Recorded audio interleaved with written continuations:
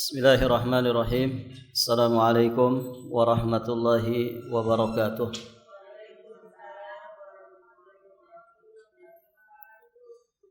Alhamdulillah nahmaduhu ta'ala wa nasta'inuhu wa nastaghfiruh wa nastahdihi wa natubu ilaih wa na'udzu billahi min syururi anfusina wa min sayyiati a'malina. Man yahdihillahu fala mudilla lahu wa man yudlil fala hadiya lahu. Asyhadu an la ilaha illallah wahdahu rabbi la syarika lah wa asyhadu anna Muhammadan abduhu wa rasuluh.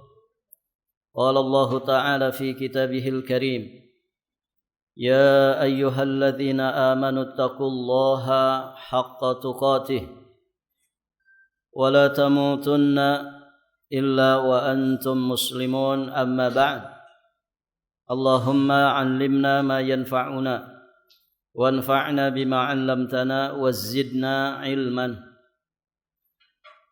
Para hadirin, akhwat wa ummahat fillah rahimani wa rahimakumullah.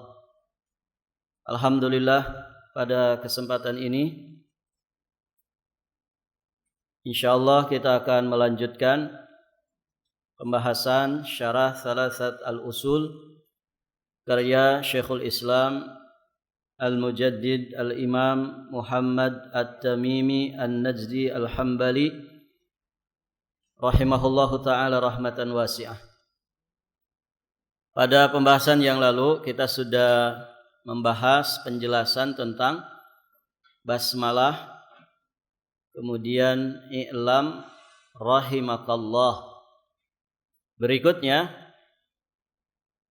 beliau berkata, qala rahimahullahu ta'ala, annahu yajibu alaina ta'allumu arba'i masailah, bahwasannya wajib bagi kita mempelajari 4 hal. Ini yang kemudian ditekankan oleh beliau di dalam pembahasan muqaddimah dari kitab ini, bahwasannya wajib atas kita semua mempelajari 4 perkara. Di sini disebutkan kalimat wajib. Sinonim dari wajib itu adalah fardun. Kita akan sedikit mengingat tentang makna dari wajib. Wajib itu secara bahasa artinya as-saqitu wal lazimu. Saqit, saqit, yang jatuh atau gugur, atau lazim. Lazim itu yang harus atau yang tetap. Sesuatu yang diwajibkan maknanya berarti kewajiban itu sudah melekat jatuh kepada diri kita. Dan dia adalah sesuatu yang telah ditetapkan dan harus dikerjakan kalau itu berupa perintah.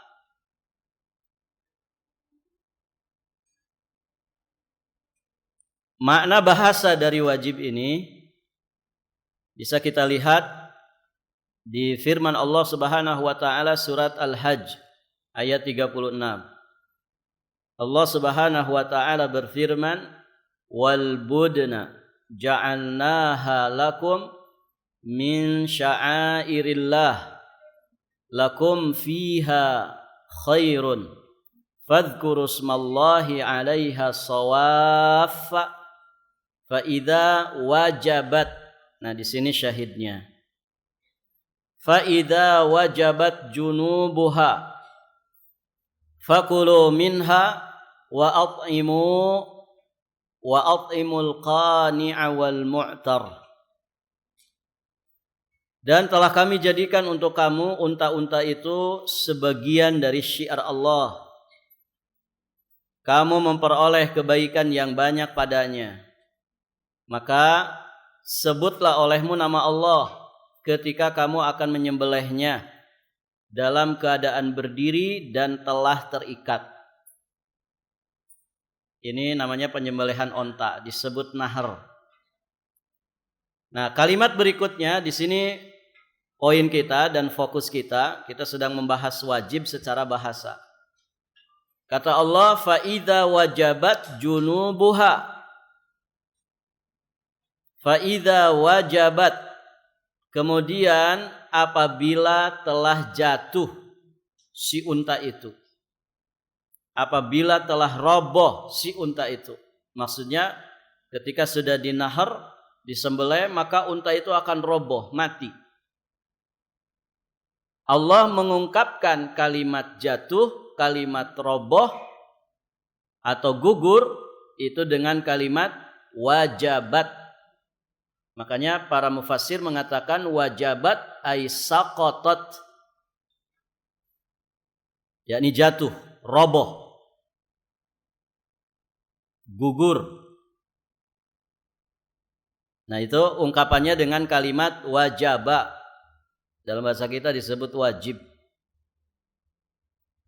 Maka jika sudah roboh, sudah gugur, sudah jatuh, sudah mati, silahkan makan sebagian dari dagingnya dan kemudian beri makanlah orang-orang yang qani', orang-orang yang qanaah, orang-orang yang rela dengan apa yang ada pada dirinya alias tidak minta-minta. Dan juga silahkan berikan dari daging kurban unta tadi kepada orang yang minta-minta. Baik, fokus kita bukan sedang membahas untanya, bukan sedang membahas ibadah kurbannya dan juga distribusi dari daging kurban. Tapi yang jadi fokus kita fa idza wajabat junubuha. Nah, disinilah diambil makna wajib secara bahasa yang artinya jatuh, gugur. Taib. Jadi kalau sesuatu telah diwajibkan kepada kita, berarti ya itu adalah sesuatu yang telah ditetapkan menimpa kita, ya jatuh kepada diri kita ini. Taib. Ibu-ibu yang dirahmati Allah. Dan dalam makna bahasa wajib dikenal juga dengan lazim. Lazim. Wajib alaik, kalau ada orang Arab mengatakan wajib alaika kadza wa kadza, wajib atas dirimu begini dan begitu.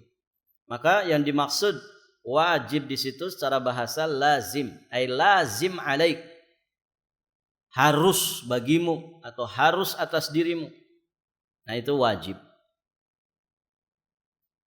Adapun secara istilah syar'i yang namanya wajib ma amara bihi syari'u ala sabilil hatmi wal ilzami, sesuatu yang diperintahkan syari'. Syari' itu pembuat syariat, yakni Allah Azza wa Jalla, kemudian disampaikan kepada Rasulullah dan selanjutnya disampaikan kepada umatnya. Jadi sesuatu yang diperintahkan syari', diperintahkan pembuat syariat, yakni Allah, ala sabilil hatmi wal ilzam, dalam bentuk keharusan, kemestian, harus. Kalau sunnah sebaliknya, ma amara bihi syari' la ala sabilil ilzam, apa yang diperintahkan oleh syariat tapi bukan dalam bentuk keharusan. Nah, kalau wajib itu keharusan, bihaitsu yusabu fa'iluhu imtithalan wa yastahiqqu tarikuhul iqaba, di mana pelakunya mendapatkan pahala jika imtithalan. Imtithalan itu didasari karena kepatuhan, ketundukan dalam melaksanakan perintah. Karena ada kalanya orang itu melaksanakan perintah tidak dengan dasar imtithal. Ada enggak, Ibu? Ada enggak orang yang melaksanakan perintah tapi tidak pakai dasar imtithal, ketundukan, kepatuhan? Ada. Orang yang terpaksa, ya. Orang yang nifak, orang munafik, dia melakukan perintah itu tidak dengan dasar imtithal, tapi murni karena kepentingan dunia. Dia ingin terjaga hartanya, dia ingin terjaga darahnya, kehormatannya supaya tidak diganggu oleh kaum muslimin. Jadi melaksanakan perintah itu harus dengan dasar imtithal, ketundukan, kepatuhan dalam melaksanakan perintah Allah. Wa yastahiqqu tarikuhul iqab, dan orang yang meninggalkannya berhak mendapatkan hukuman. Kenapa tidak dipastikan dapat hukuman? Misalkan dengan mengatakan yusabu ala fa'iluhu wa yu'aqabu ala tarikihi. Yusabu ala fa'ilihi wa yu'aqabu ala tarikihi. Kenapa tidak dikatakan siapa yang meninggalkannya maka dia diazab, dihukum? Tapi dengan kalimat wa yastahiqqu, dia berhak mendapatkan hukuman. Barakallahu fikum, kata para ulama, karena ya bisa jadi orang yang meninggalkan perintah atau dia melaksanakan yang dilarang, bisa jadi dia akhirnya taubat. Ya, sehingga iqab yang harusnya diberikan itu terhapuskan dengan taubat nasuhanya. Nah, itu makna wajib. Berarti kalau di sini penulis mengatakan annahu yajibu alaina, wajib atas kita. Berarti maknanya seperti itu.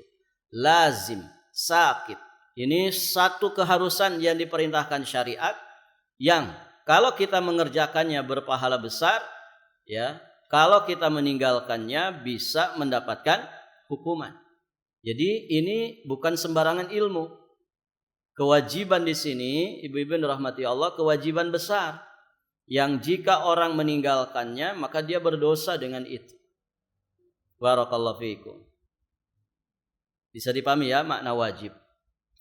Kemudian pada kalimat alaina, wajib bagi kita, atas diri kita.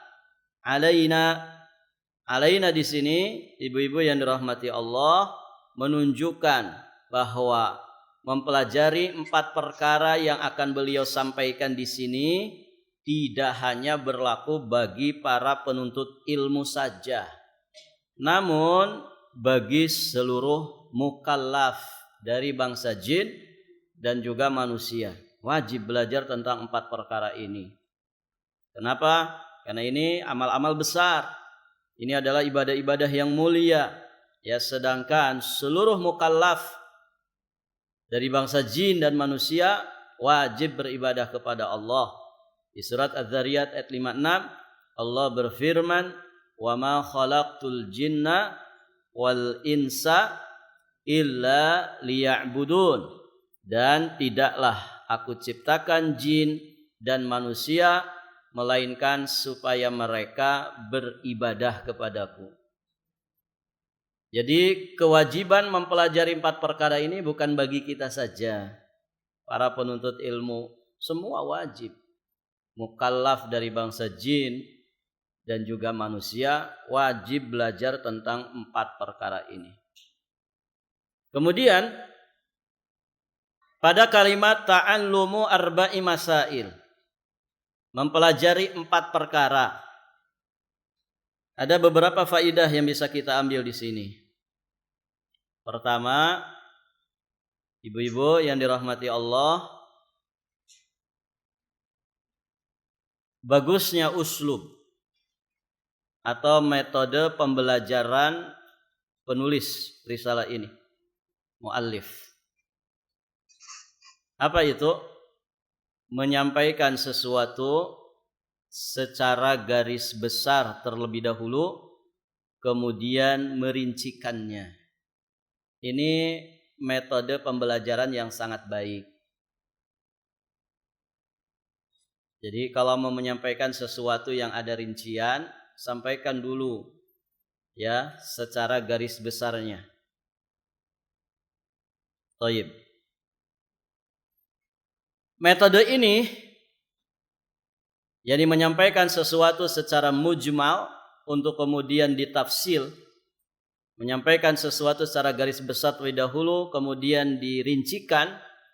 Metode ini pada hakikatnya adalah metode yang telah dicontohkan oleh Rasulullah sallallahu alaihi wa alihi wasallam di dalam banyak hadis. Contohnya, diantaranya satu saja kita contohkan di sini. Nabi pernah bersabda, salasun muhlikatun. Ada 3 perkara yang membinasakan, kata Nabi.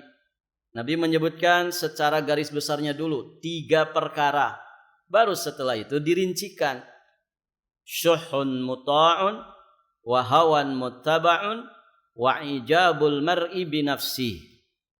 3 perkara itu, 3 perkara yang membinasakan itu kata Nabi, pertama kekikiran yang ditaati. Ya. Sifat pelit itu jangan dipelihara. Gitu ya. Sikap pelit, kikir jangan dipelihara. Kalau syuh itu bakhil plus. Syuh.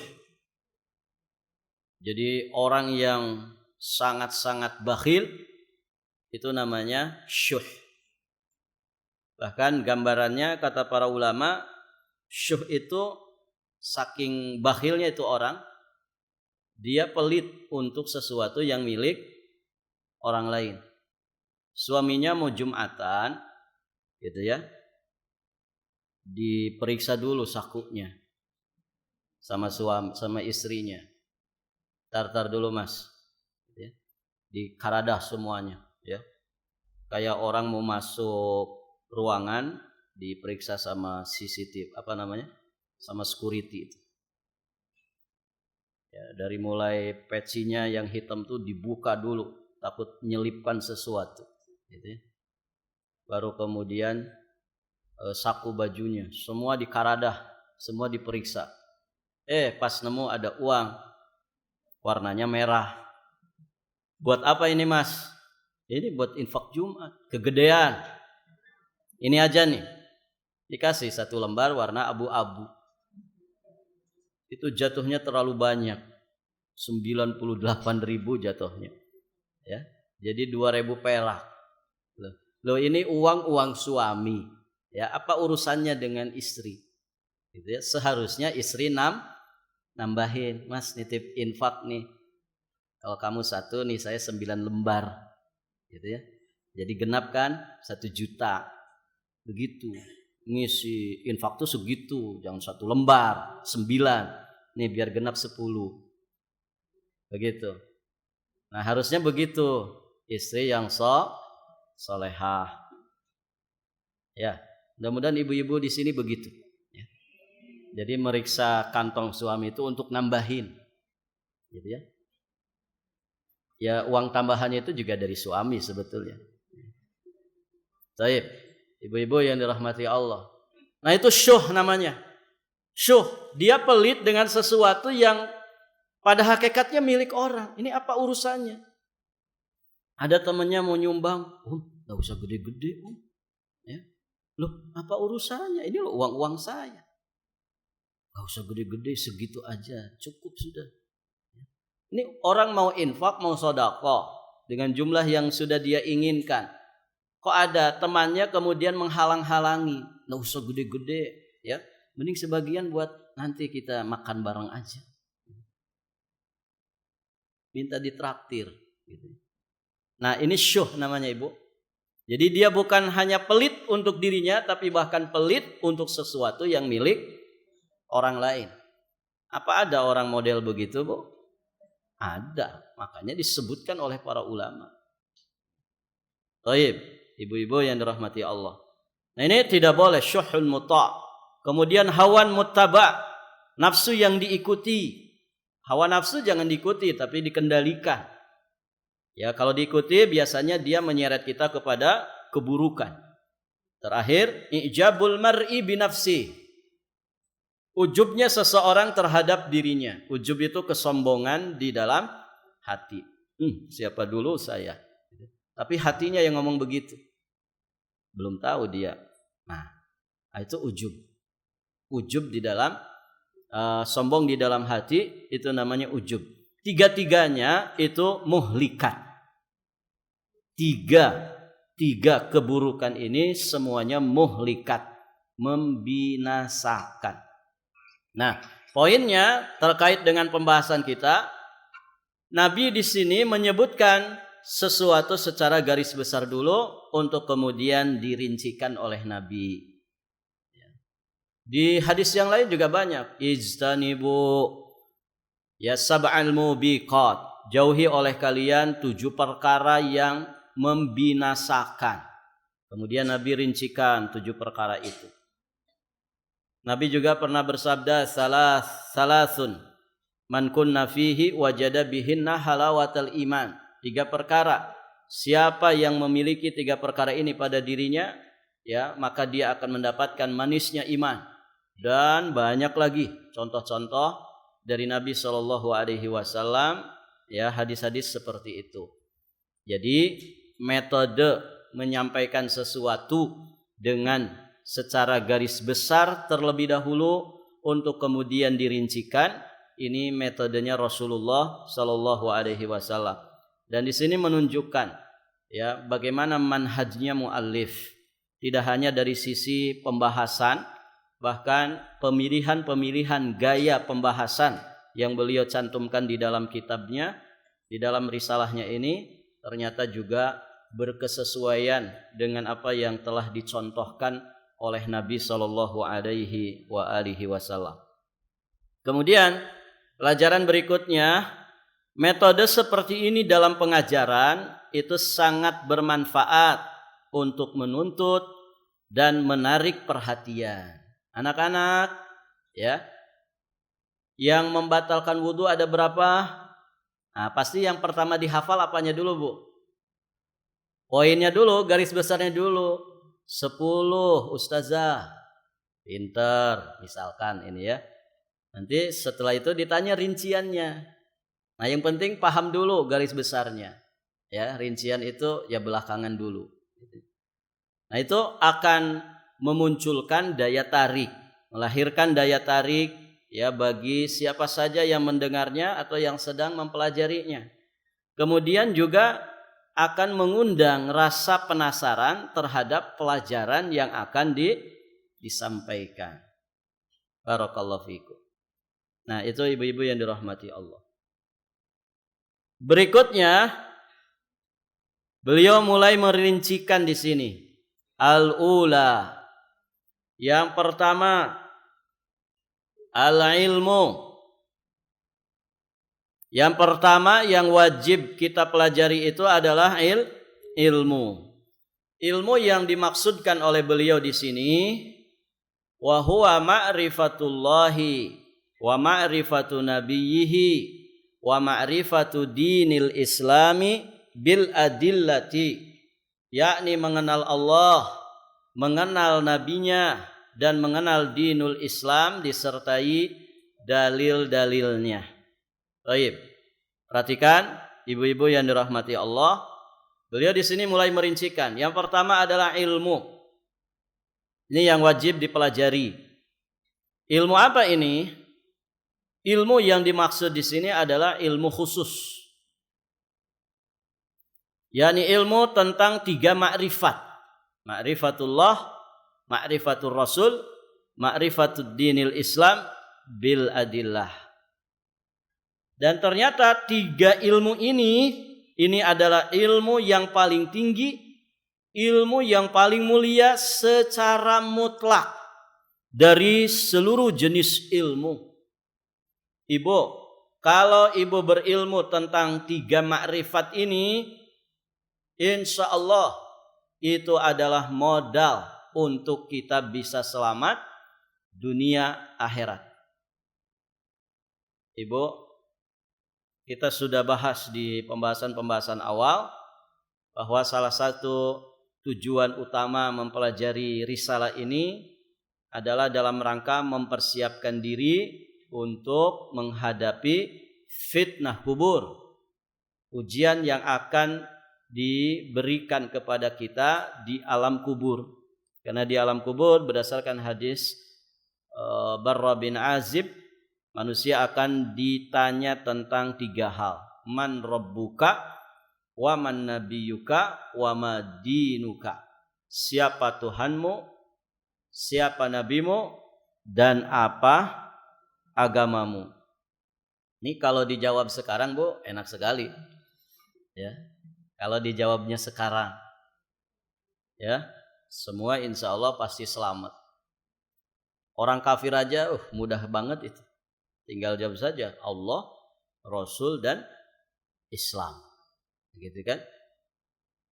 Orang sekitar kita yang agamanya Nasrani, kadang bahasa-bahasanya mirip-mirip aja orang Islam. Ya Allah, astagfirullah, subhanallah, masya Allah. Padahal orangnya orang Nasrani. Artinya kalau di dunia mudah saja kita jawab 3 pertanyaan ini, ya.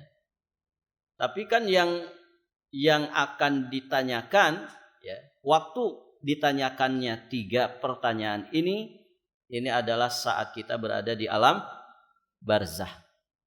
Nah, ini tentu kondisinya sudah berbeda. Kondisinya sudah berbeda. Allahumma inna nas'aluka husnal khatimah wa na'udzubika min su'il khatimah. Semoga kita wafat husnul khatimah. Salah satu ciri husnul khatimah, sohibul hadam. Orang-orang soleh yang matinya tertimpa reruntuhan. Ya. Kita doakan saudara-saudara kita di Jawa Barat, terutama di Kabupaten Cianjur, yang jadi korban, katanya bertambah terus. Sudah mungkin 50 ke atas, atau bahkan sudah nyentuh angka 100. Ya. Semoga orang-orang soleh di antara mereka mendapatkan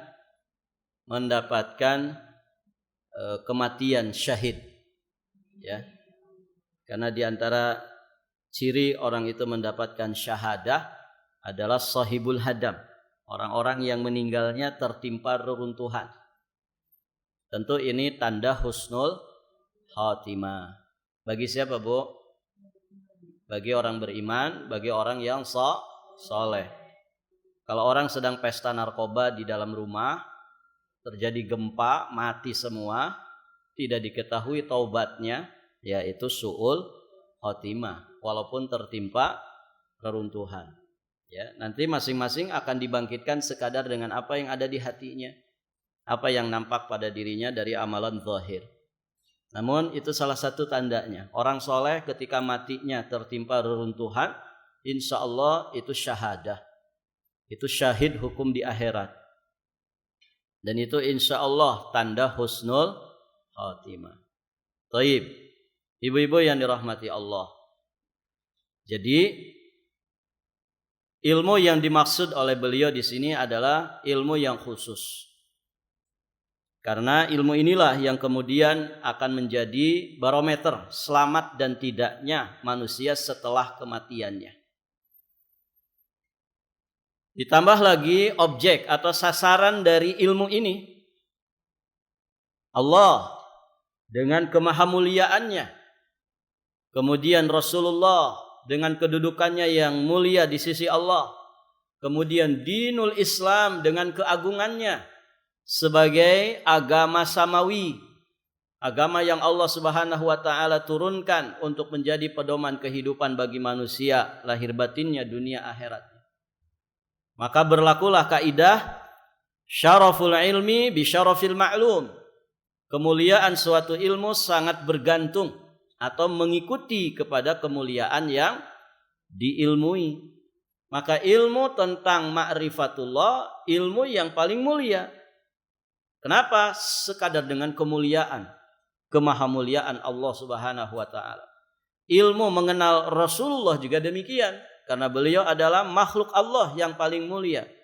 Dinul Islam juga demikian. Ya, karena agama ini agama yang agung, agama yang besar, agama yang mulia dan terhormat. Maka mengilmuinya berarti adalah ilmu yang paling mulia secara mutlak. Ya, ibu-ibu yang dirahmati Allah. Tidak apalah kita tidak bisa bahasa Inggris, tidak mengerti tentang ilmu arsitek, tidak mengerti tentang ilmu-ilmu dunia. Tidak terlalu resiko. Ibu yang dirahmati Allah, yang beresiko besar itu kalau kita tidak kenal sama Allah, kalau kita tidak mengenal Rasulullah sallallahu alaihi wasallam, kalau kita tidak mengenal dinul Islam. Ini musibah besar. Musibah besar. Kalau orang jahil terhadap 3 makrifat ini.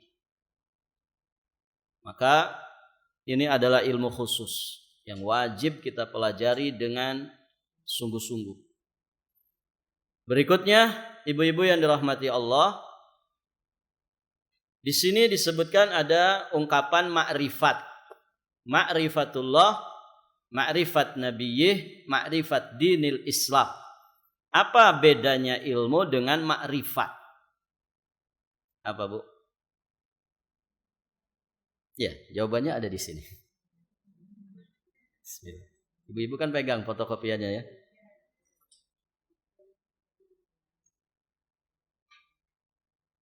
Ilmu dari kata alima ya'lamu. Sudah pernah kita bahas. Kalau makrifat, arafa ya'rifu. Arfan, ma'rifatan. Makrifat. Sama sebetulnya bersinonim. Ilmu ya makrifat, makrifat itu ya ilmu. Dulu ibu ketika mau nikah ada proses apa namanya? Masih ingat, Bu? Atau sudah lawas?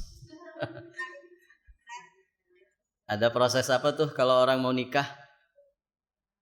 Ta'aruf. Itu dari kata makrifat juga. Arafa yu'arifu. Ta'arafa ya ta'arafu ta'arufan. Ta'arafa. Ikuti pola tafa'ala ya tafa'alu tafa'ulan. Ta'arafa ya ta'arafu ta'arufan. Ta'aruf. Ya.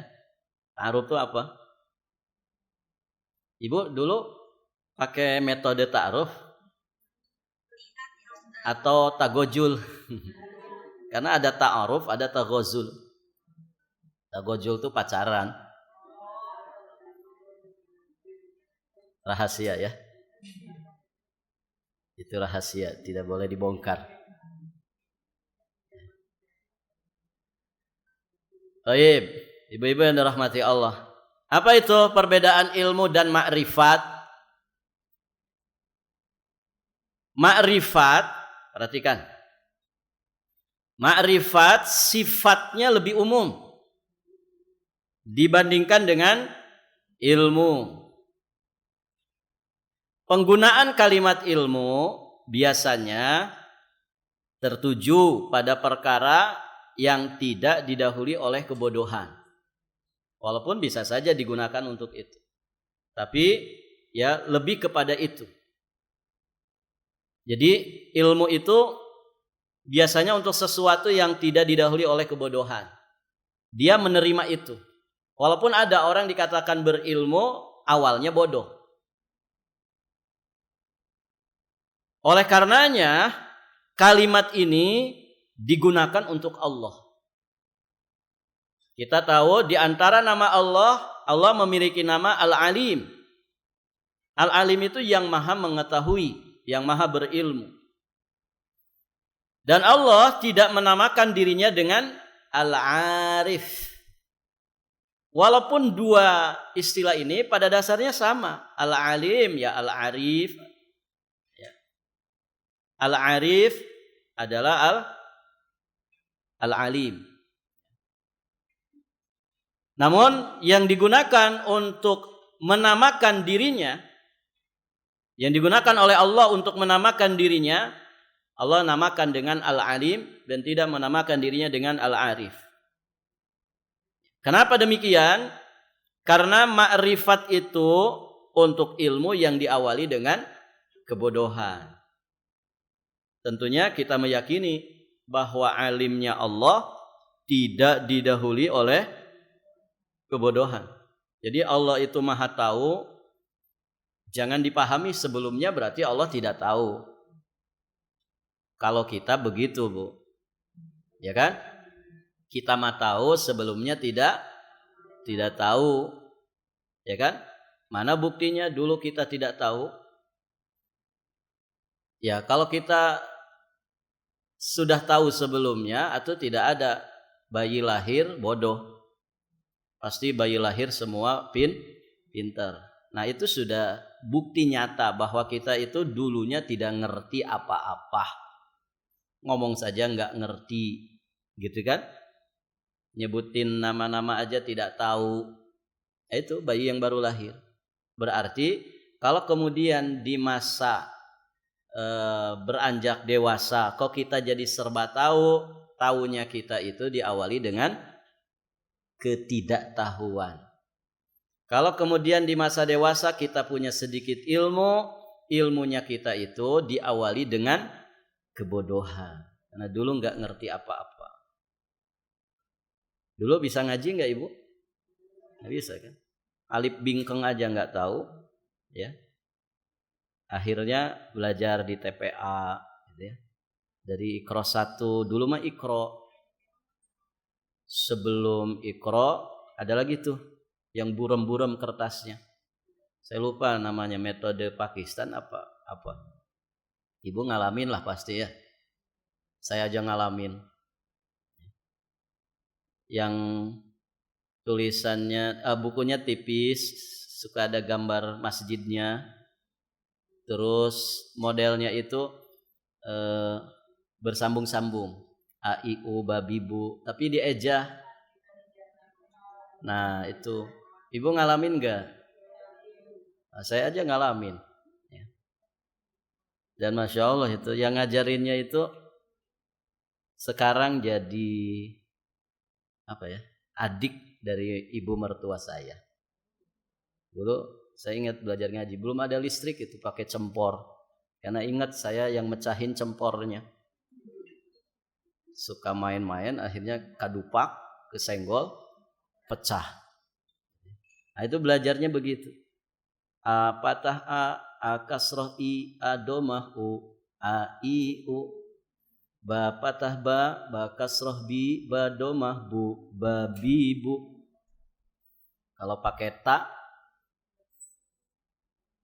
ba patah ba kasroh bi, ba domah bu, ta patah ta, babi buta. Kalau nanti selanjutnya ada pakai tanwin. A patah tain an, a kasroh tain in, a domah tain un, an in un. Ba patah tain ban, ba kasroh tain bin, ba domah tain bun, ban bin bun. Dulu mah begitu belajar ngaji, rada susah. Nah, alhamdulillah akhirnya datang metode Iqra. Masya Allah, rahimahullah. Semoga Allah merahmati yang membuat Iqra ini. Karena semua yang ada saat ini inspirasinya semua dari Iqra, ya kan? Mau tilawatikah, mau qiraatikah, mau ummi, mau tamhid, apapun itu banyak sekali kalau dikumpulkan. Itu rata-rata inspirasinya dari Iqra. Nah, kita bisa ngaji itu kan dulunya tidak bisa ngaji. Berarti bisa ngajinya kita diawali dengan tidak bisa ngaji. Itulah ilmu kita. Ilmu yang diawali dengan kebodohan. Nah, yang seperti ini jangan dipahami untuk Allah. Allah itu berilmu, ilmunya Allah tidak diawali dengan kebodohan. Ilmunya Allah juga tidak dihinggapi dengan kealpaan. Kalau kita berilmu bisa lupa, gitu kan? Kalau saya murojaah pelajaran Selasa kemarin, masih ingat Bu? Masih ingat nggak? Lupa kan? Padahal baru seminggu, ya. Nah itu ilmunya manusia, kadang dihinggapi dengan lupa. Barakallahu fiikum. Nah itu jangan dipahami untuk Allah. Allah itu ilmunya Allah tidak didahului oleh kebodohan. Maka sekali lagi dari sisi penggunaannya untuk haknya manusia boleh menggunakan istilah ilmu, boleh juga menggunakan istilah makrifat. Adapun untuk haknya Allah hanya menggunakan ungkapan ilmu saja. Ya. Oh Allah itu arif. Enggak begitu, tapi Allah itu alim. Untuk Allah alim. Tapi kalau untuk manusia boleh. Manusia disebut alim, boleh juga disebut arif. Allahu a'lam. Itu perbedaannya.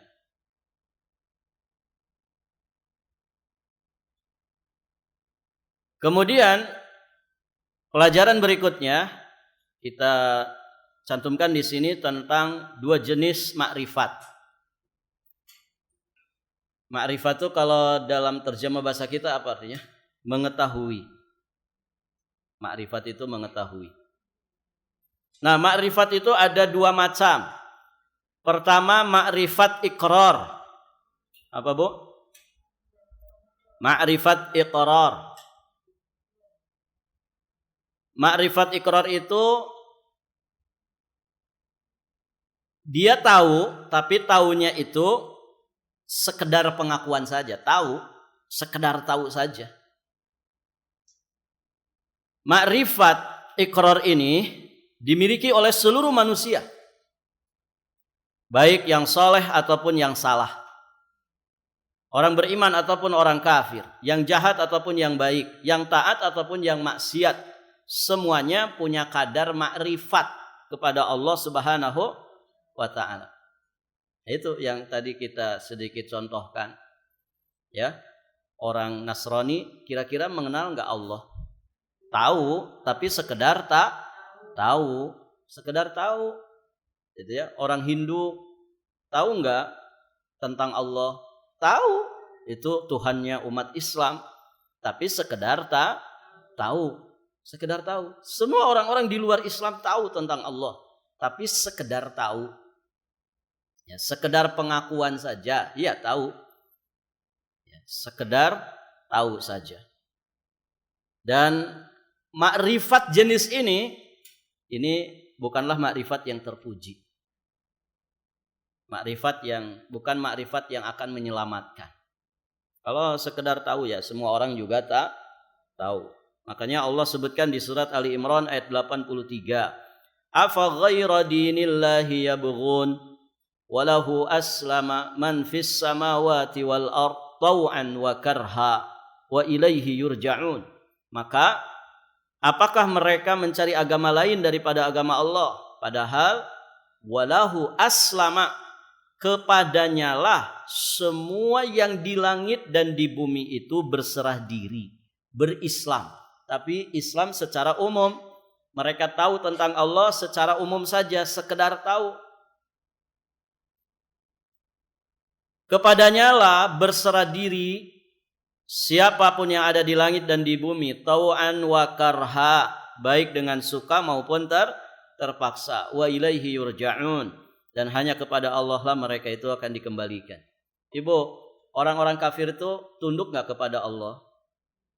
Orang kafir asli enggak, Bu? Loh, ini ayatnya disebutkan. Mereka aslam enggak kepada Allah? Binatang, orang jahat, orang maksiat, mereka tunduk enggak kepada Allah? Tunduk, tapi secara umum saja. Tunduk terhadap kauniyahnya Allah.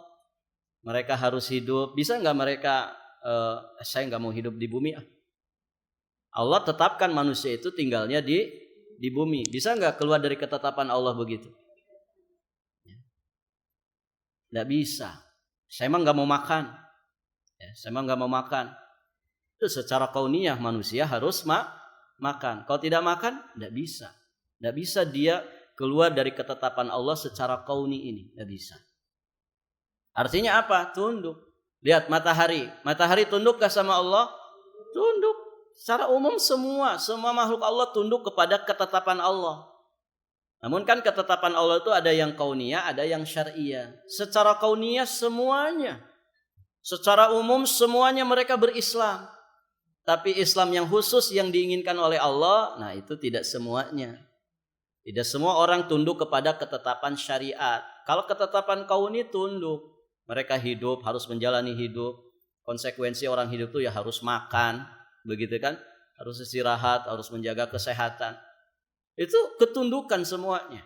Ya, tapi ketundukan secara umum. yang tidak akan menjadikan orangnya terpuji dan menjadikan orangnya selamat. Karena yang diinginkan Allah adalah ketundukan secara khusus. Bisa dipahami Ibu? Nah begitu. Nah makrifat juga demikian. Makrifat kalau sekedar ngaku-ngaku mengetahui tentang Allah, ya semua orang juga tahu. Di luar Islam juga tahu, sekedar tahu. Apakah dengan itu mereka selamat?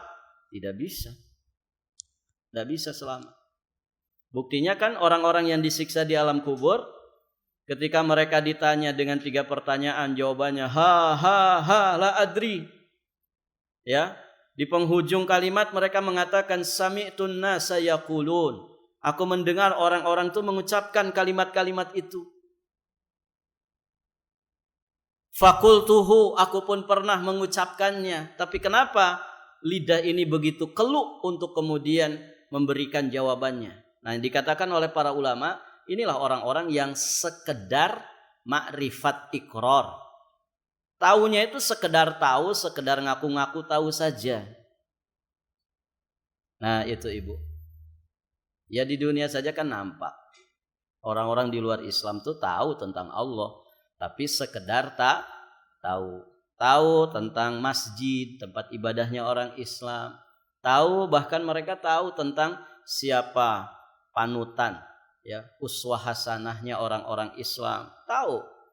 Itulah Muhammad. Mereka juga tahu tentang agama kita. Agama kita adalah Islam. Samalah kita mengetahui agamanya di luar, agama orang di luar kita, Ibu. Tahu Kristen, Bu? Tahu, tapi kan sekedar tahu. Mendalam enggak, Ibu? Enggak, ngapain juga. Orang Quran hadis aja belum fasih, belum mendalam, ngapain juga harus mendalami punya mereka. Kan begitu. Nah, itu ibu-ibu yang dirahmati Allah. Kita juga tahu tentang agama mereka, Tuhan mereka. Orang Hindu nyembah banyak dewa, Brahma, Krishna, Wisnu, gitu kan, Dewi Sri, banyak. Kita juga tahu, tapi sekedar tahu. Baik, nah itu namanya makrifat ikrar.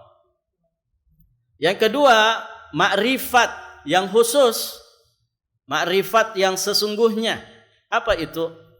Makrifat yang melahirkan rasa malu, cinta, takut, rindu, inabah, yakni kembali, dan menjadikan hati selalu bersandar kepadanya dan memalingkan hati dari berharap dan bergantung kepada makhluknya. Catatannya, makrifat jenis kedua inilah yang dimaksudkan oleh penulis risalah ini, rahimahullah. Jadi kalau disebutkan oleh beliau yang wajib dipelajari pertama itu adalah ilmu, dan ilmu yang dimaksudkan oleh beliau itu adalah ilmu-ilmu khusus tadi, ma'rifatullah, ma'rifat nabiyih, ma'rifat dinil Islam. Nah, ma'rifatnya di situ itu adalah ma'rifat jenis kedua. Jadi pengetahuan yang sifatnya khusus dan mendalam, melahirkan kebaikan-kebaikan ya secara lahir dan batin. Taunya kita kepada Allah adalah pengetahuan yang melahirkan rasa malu kepada Allah.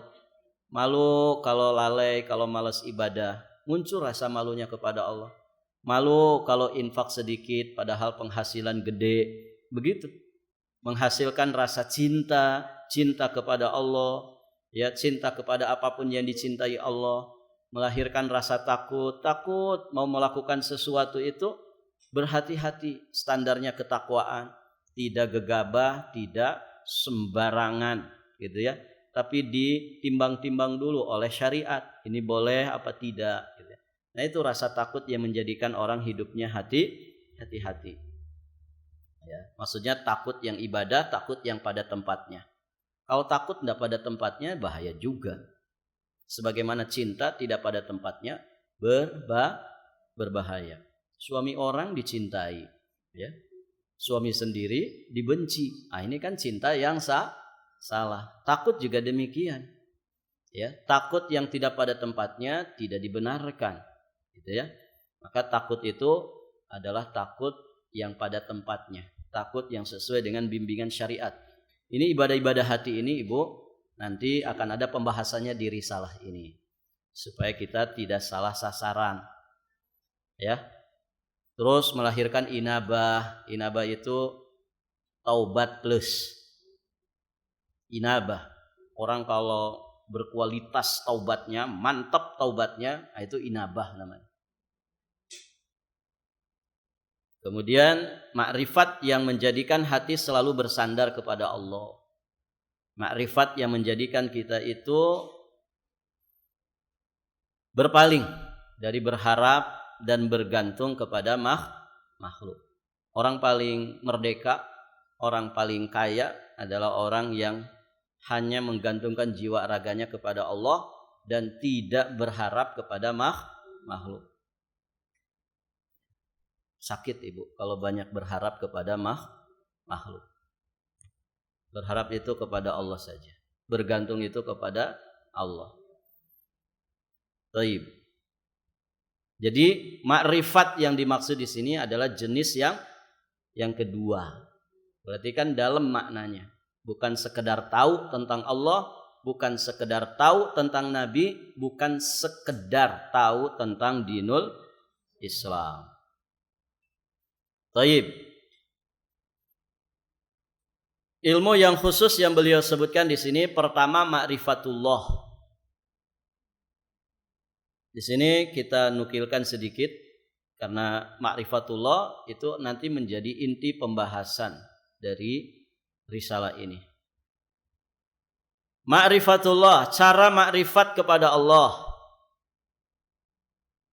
Bisa dilihat dalil-dalilnya di footnote, ada di surat Muhammad, surat An-Nisa, Al-A'raf, Al-Dhariyat.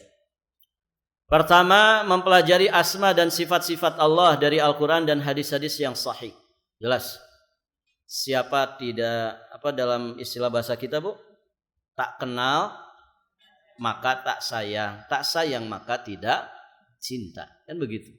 Ibu dulu ketika nikah sama suami langsung nikah atau setidak-tidaknya mengenal namanya dulu? Kenalan dong, siapa namanya? Ketemu di bis kota, ya, mau kuliah bareng. Dulu mah belum ada HP apalagi WhatsApp. Sekedar kenalan aja. Nanti saya tulis ya di kertas. Dilipat-lipat kertasnya kemudian dikasihkan. Akhirnya jadian gitu. Begitu kalau yang pacaran. Nah itu mengenal dulu paling tidak namanya. Kemudian mengenal sifat-sifatnya. Begitu ya. Mengenal sifat-sifat Allah jelas harus mengenal. Mengenal nama, mengenal sifat. Kata para ulama, siapa yang mengenal Allah dengan nama dan sifat-sifatnya, pasti dia akan mencintai Allah. Ya, pasti dia akan mencintai Allah.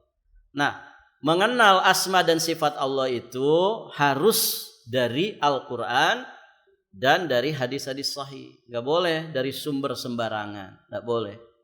Harus dari dua sumber ini saja. Baik. Kemudian yang kedua, cara mengenal Allah, mengamalkan konsekuensi dari asma dan sifat Allah. Maksudnya apa? Beriman dan beramal saleh, ya, sebagai realisasi dari pengenalan kita kepada nama dan sifat Allah. In kana hubbuka shadiqan la ata'tahu. Begitu kan dalam syair bahasa Arab. Kalau kita sudah mengenal nama dan sifat, berarti kan akan tumbuh benih-benih cinta. Nah, cinta yang benar itu adalah cinta yang menghasilkan ketaatan. Lau kana hubbuka shadiqan, kalau cintamu itu benar, kalau cintamu sungguhan kepada Allah, la ata'tahu, maka pasti engkau akan mentaatinya. Ibu cinta sama suami? Kalau disuruh bikin kopi, dibikin gak Ibu? Dibikin, walaupun Ibu sedang mager, gitu kan? Nah itu bukti apa? Bukti apa Bu? Bukti cinta. Begitu, bukti cinta. Ya.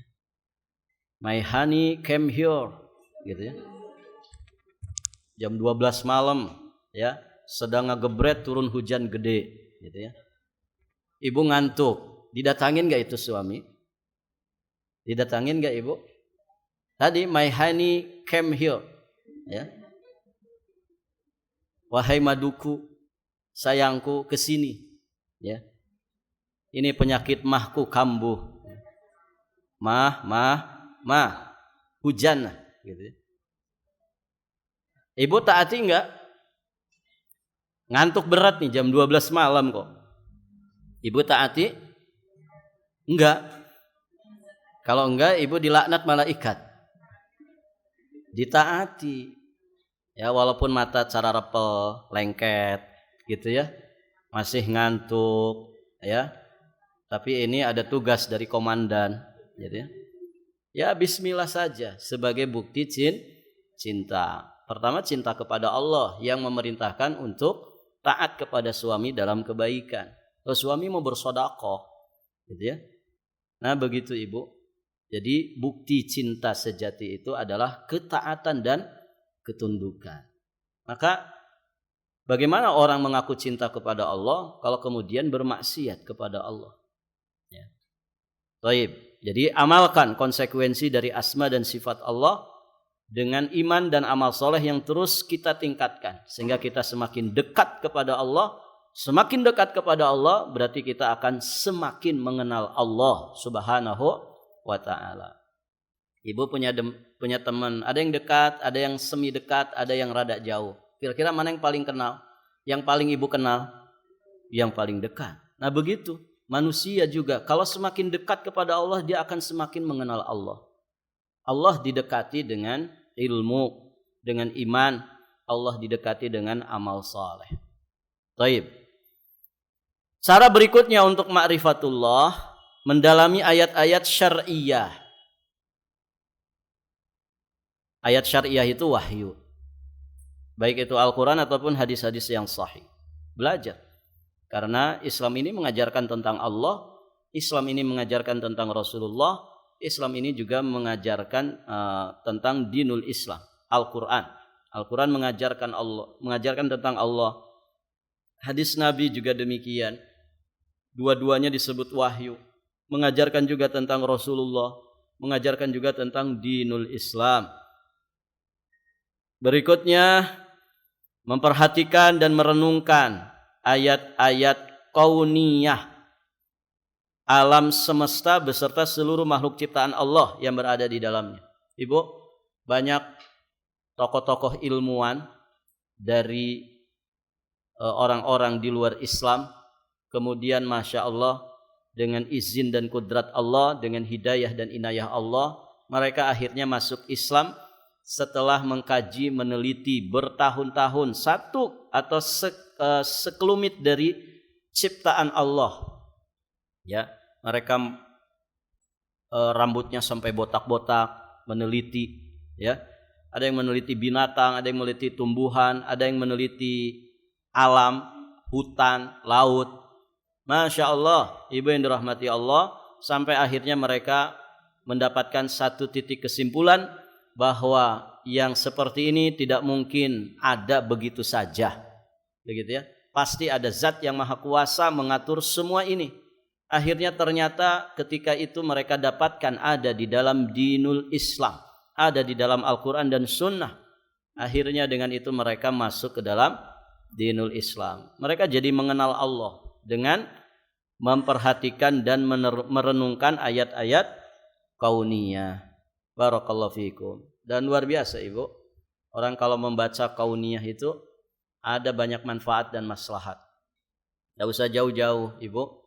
Orang membaca kuku saja, kuku, ya, ibu pada punya kuku kan? Itu kalau orang membaca kuku aja, itu Masya Allah.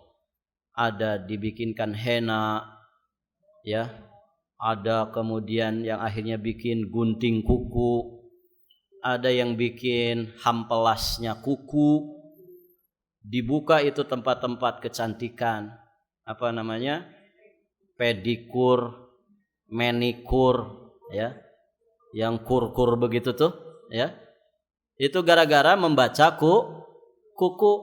Gara-gara membaca kuku. Itu loh baru satu ciptaan Allah yang kecil. Gitu ya. Bahkan dikembangkan cara mendiagnosa kesehatan orang dilihat dari guratan-guratan kukunya. Masya Allah. Itu cuman membaca kuku. Bagaimana lagi dengan membaca rambut? Ada pabrik sampo dengan beragam macam jenisnya. Vitamin. Begitu ya. Conditioner gitu ya, sampo ya, minyak rambut, apalagi Bu, dibuka di mana-mana barbershop ya, tukang cukur itu ya, Masya Allah.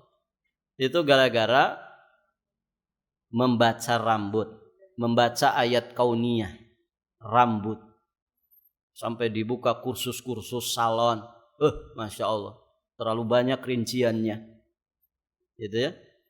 Ada yang membaca mata, sampai dibangunkan rumah sakit khusus mata. Di Jogja tuh ada. Gitu ya. Rumah sakit khusus mata. Ada dokter spesialis mata, dibuka fakultasnya itu. Itu hanya dari mata. Belum lagi kacamatanya. Belum lagi obat-obat tetes mata. Belum lagi macam-macam dari mata. Ya. Itu dengan membaca mata. Masya Allah. Ya, maka orang kalau kemudian mendalami kauniyah Allah ini, ayat-ayat kauniyah ini, kalau dia tidak sampai kemudian kepada titik kesimpulan tentang kemahabesaran Allah, keesaan Allah untuk dijadikan satu-satunya sesembahan, ini rugi besar. Ya, karena semua ayat-ayat kauniyah disebut ayat-ayat karena semuanya menjadi tanda tentang kebesaran Allah, kemahaagungan Allah, sehingga tidak ada yang hak untuk diibadahi dengan sebenar-benarnya kecuali hanya Allah. Itu titik kesimpulan dari orang itu mentafakuri ayat-ayat kauniyah. Barakallahu fiikum. Semakin mendalam, semakin kita paham betapa Allah itu maha agung, ya, sehingga kita semakin sadar dengan kedhaifan kita sebagai makhluk Allah yang dhaif.